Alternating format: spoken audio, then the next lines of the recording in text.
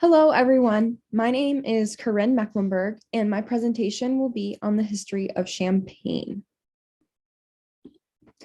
In the beginning of this video, I want to discuss some of the main topics from my paper. The first topic is about the royals of France and King Louis XIV and how he became Champagne's best brand ambassador during his ruling. He was prescribed by his doctor to drink a daily dose of champagne at every meal for most of his life until another doctor told him to stop when he reached old age. After the Sun King passed away, King Louis XV ascended the throne and took to the bubbly as well. Madame de Pompadour, who was a member of the French court and King Louis's official chief mistress, was one of the most loyal customers to the most popular French champagne house at the time, Moet and Chandon. The founder of the Champagne house, Claude Moet, happened to be King Louis XIV's great-grandson and King Louis XV's grandson. You can say that champagne ran in the family bloodstream. When champagne was first starting to be bottled and distributed, it was only promoted to royal families because they were the only ones who were able to afford it. It was priced high because it was hard to make, and they hadn't figured out how the process fully worked yet. Another main point from my paper is France's legend of Dom Perignon, but I will get into that later when I talk about some interesting facts. The third main topic from my paper is about Champagne, France. Champagne is named after this region in northeast France, where it is still grown, fermented, and bottled to this day. The actual name Champagne is protected, and only sparkling wine produced in this region can officially be authentic champagne. That protection is the same for the process that creates the trademark bubbles. This process is called the méthode champenoise, and can only champagne makers in the Champagne region are allowed to use it. To this day, true champagne is only bottled within 100 miles of this region, and these specific companies are the only ones who are legally allowed to have labels on their wine that bear the name. All other production companies outside of this region are not legally allowed to market their products as champagne. Instead, it has to be called sparkling wine.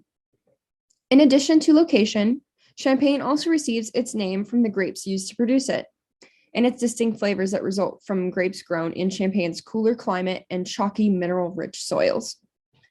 Only a handful of grapes across Champagne are allowed to be used for its base, or cuvée, which is a blend from the most concentrated extraction of juices from pressed grapes. The specific grapes that are allowed in champagne production are Pinot Noir, Pinot Meunier, Chardonnay, Pinot Blanc, Pinot Gris, Petit Meslier, and Arbagne.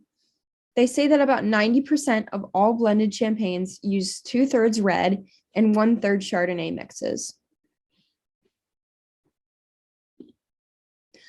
Up next, I wanted to highlight part of the process that makes sparkling wine bubbly.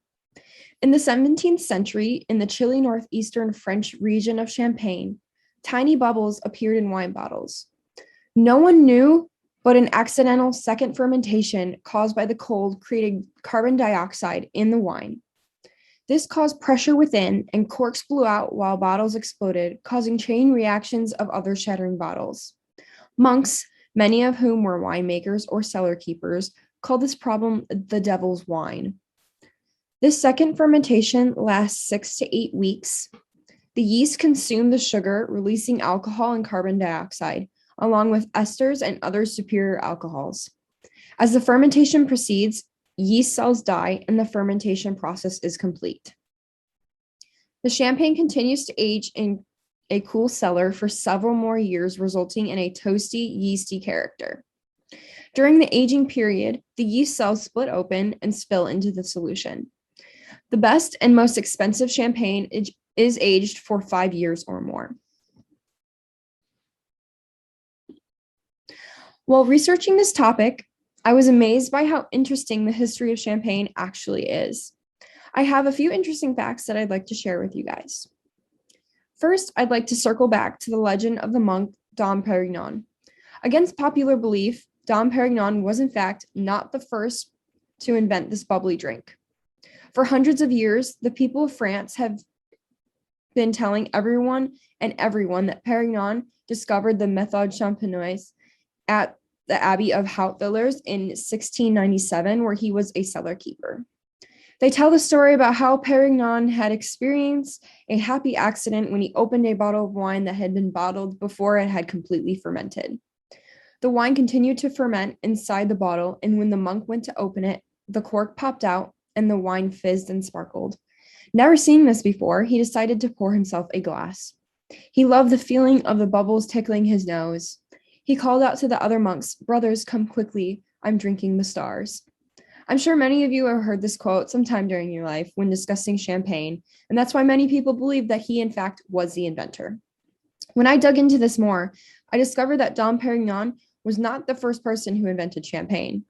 About 30 years earlier, Christopher Moret, a scientist, physician, naturalist, who in 1662 first documented how to put the fizz into sparkling wine.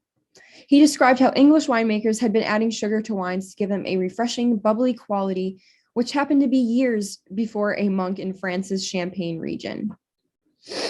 He began using corks imported from Portugal and fortifying wines with sugar, molasses, and spices, and became the first to successfully bottle sparkling wine in a way that prevented explosions. While Perignon did not invent champagne, his story did help promote the drink in the Champagne region. Since champagne had a reputation of being drank by royalty, the legend showed that if a lowly monk had invented it, anybody could drink it. In 1921, a company called Moet and Chandon created a brand of champagne called Dom Perignon after the monk and his legend, so he could be remembered by all. Another interesting fact that I briefly talked about earlier is that champagne is considered the drink of kings. Back then, the great masons of Champagne only sought to promote their products through royal and aristocratic associations. Their campaign encompassed the celebratory glamour of the multiple coronations of French kings at the Reims Cathedral up until the granting of royal warrants to a select group of champagne houses by the United Kingdom's Queen Elizabeth II and Prince Charles. Between the years 1223 and 1825, a total of 25 French monarchs were crowned at Reims, beginning with Louis VIII and ending with Charles X. This liquid that filled their celebratory cups was red in color and still not bubbly. After the second fermentation was discovered, they began drinking this one. While researching, I came across how champagne is consumed and presented. For as long as champagne wines have existed, it has been custom to bring them to the table in ice buckets or coolers to make sure they are served at the right temperature. The ideal serving temperature is 8 to 12 degrees Celsius or 47 to 50 degrees Fahrenheit. If the wine is any cooler than this, it makes the aromas harder to detect and will numb your taste buds. Any temperature above 12 degrees Celsius or 50 degrees Fahrenheit, the wine will appear heavier and less bright. The two preferred methods to chill champagne are placing the bottle in an ice bucket for half an hour or storing the bottle on its side at the bottom of your fridge for 4 hours. Under no circumstances should you chill a bottle of champagne in the freezer and never serve it in a pre-chilled glass at the chance of losing some of its sparkle. Champagne is best served alone or mixed with orange juice to make mimosas. You can also add strawberries, raspberries, or blackberries to champagne to add a rich, appealing color and a sweet flavor that complements the dryness of the drink. The delicate bubbles also get trapped inside the berry, and you are left with a sweet treat at the bottom of your glass. Dry champagne is best paired with lobster and roasted chicken. Rosé is best paired with pizza, crab cakes, spicy foods, and fish. Classic champagne best pairs with steak, potatoes, citrus, oysters, and macaroni and cheese. The last thing that I'm going to talk about is the difference between sparkling wine and champagne. The easy answer is that sparkling wine can only be called champagne if it is from the region of Champagne, France, which is right outside of Paris. All champagne is sparkling, but not all sparkling wine is champagne.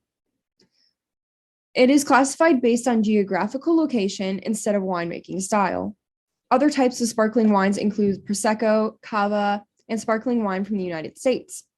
A typical champagne or U.S. sparkling wine is made of a blend of 3 grapes: Chardonnay, Pinot Noir, and Pinot Meunier. If you see a champagne or U.S. sparkling wine called Blanc de Blancs, it is made exclusively from Chardonnay.